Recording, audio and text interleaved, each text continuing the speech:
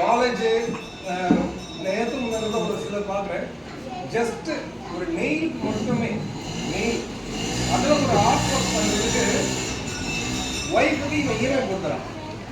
EMI போடுற அளவுக்கு nail work இருக்கான்னு கேட்டால், அந்த நெயிலை வந்து சேவ் பண்ணுறதுக்கும் மெயின்டைன் பண்ணுறதுக்கும் மட்டும் அது ஒரு ஆர்ட் ஒர்க் பண்ணுறாங்க. அதோட காஸ்ட் பார்த்தீங்கன்னா 2,25,000. ஆனால் நெயில் அப்படி பார்த்தா பார்க்க முடியாது.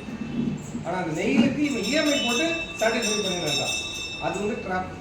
இன்னைக்கு ஸ்வேதா அவங்க என்ன பண்ணியிருக்காங்க அப்படின்றனா, இது அன்லாக் பண்ணுற ஒரு விஷயம், ஆன்மாவின் திறவுகோல் தான். ஏன்னா அந்த ஒரு விஷயம் நிறைய பேருக்கு கிடைக்கவே இல்லை. இன்னைக்கு காலேஜில் எனக்கு பிஸாவில் போய் 3000 செலவு பண்ணுறான், சுகர் எடுத்து லெஃப்டில் வச்சுக்கிறான், இந்த சைடு போய் பார்லரில் போயிட்டு அங்கே ஒரு ஸ்கின் கேன்சர் எடுத்து ரைட்டில் வச்சுக்கிறான். அப்படி எப்படி வாழ்க்கை நல்லா இருக்கும்? இது வந்து ட்ராப். அந்த ட்ராப்புக்குள்ளே போகிறதுக்கு தான் இன்னைக்கு நிறைய பேர்.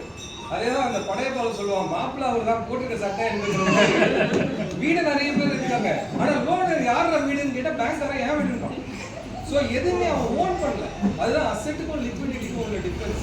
இன்னைக்கு மார்க்கெட் அதுதான். இன்னைக்கு சைனா கூட பெரிய லெவலில் பேசினா கூட அந்த யாரும் வந்து உமன் எம்பவர்மெண்ட்டை பற்றி பேசல, பெருசாக போய் பேசல.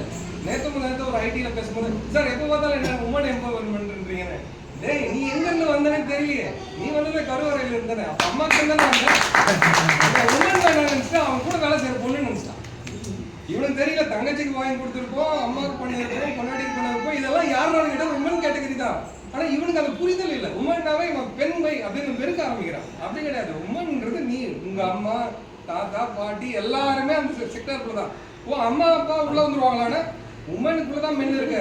நீ எங்க மிஸ்ஸிங்கே கிடையாது. WOMAN நீ மென்னுக்குள்ள உமனை கொண்டு வர முடியாது. இப்ப இந்தியாவுக்குள்ளதான் தமிழ்நாடுன்னு கொண்டு வரல, தமிழ்நாட்டுக்குள்ள இந்தியா கொண்டு வர முடியாது. ஓ, நான் இப்படி வேற வேலை செய்யணும் அப்ப நான் வேற மாதிரி சொல்லலாம். ஃபீமேல் கூட சொல்லிப்பாரு, மேல் உள்ளதான் இருக்கும், ஃபீமேலுக்குள்ளதான் மேல். அதனால கீசோல்ன்றது ஆன்மாவின் திறவுகோல்ன்றதை தாண்டி, அழகுன்றதை தாண்டி அதுக்கு மேல ஒரு விஷயம். எல்லாருமே என்ன பண்ணிட்டு இருக்காங்க அப்படின்னா, எல்லாத்தையும் காசா மாத்திட்டாங்க, கமாடிட்டியா பண்ணிட்டாங்க. ஏன்னா கமாடிட்டிக்கும் கரன்சிக்குமே டிஃபரன்ஸ் இல்லை. சில்வர் எல்லாம் இன்னைக்கு எல்லாருமே கரன்சி சொல்ல மாட்டாங்க, கோல்டு கரன்சி ஒத்துக்கிறான். இப்பதான் ஒத்துக்கிறான். 50% இன்க்ரீஸ் ஆனோடனே ஆமா சார் கோல்டு கரன்சி தான் சார் அப்படின்றான். ஆனா சில்வர் வேணாம் சார் தாண்டிக்காரு.